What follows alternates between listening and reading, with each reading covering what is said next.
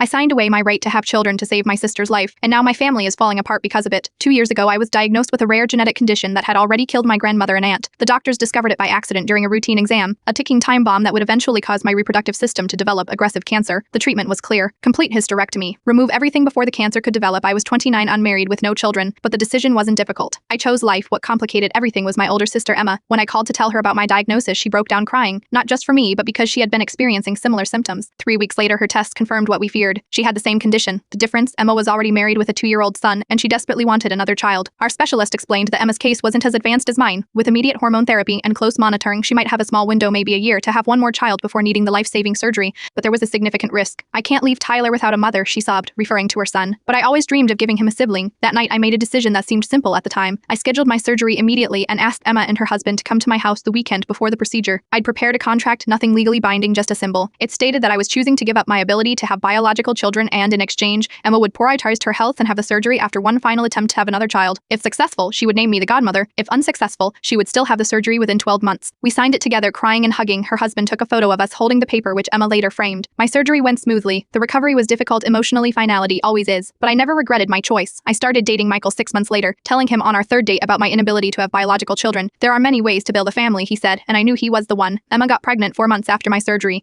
Her daughter Lily was born healthy, and as promised, I became her godmother. Emma was scheduled for her surgery 3 months after Lily's birth, but she canceled it. I am not ready, she told me. The doctors say I might have more time than they thought. That was 8 months ago. She's canceled 3 more appointments since then. Last week, she announced. She's trying for a 3rd child. When I reminded her of our agreement, she exploded. It was just a symbolic thing. You can't actually expect me to give up having more children when the doctors say I might have more time. Our parents have taken her side. You don't understand because you don't have children, my mother said, as if I hadn't sacrificed that very possibility, as if my choice to never experience motherhood was somehow less significant than Emma's desire for a 3rd child. Michael found me crying in our bathroom last night, the photo of Emma and me with our contract clutched in my hands. She's risking leaving her children without a mother, I whispered, and everyone thinks I am selfish for reminding her of that. You gave up your choice so she could have hers, he said, holding me. That's not selfish, that's sacrifice. I don't know what to do now. My parents call daily to tell me to apologize. Michael thinks I should send everyone the research articles about how quickly this cancer can develop. Once symptoms appear, the truth is, I don't regret my surgery. I don't even regret our agreement. What I regret is believing that my sacrifice would be honored, that it meant as much to my sister as it did to me. Some people say family is everything. But what happens when saving your family requires them to acknowledge the price you've paid? What happens when the person you sacrificed for refuses to see the sacrifice at all?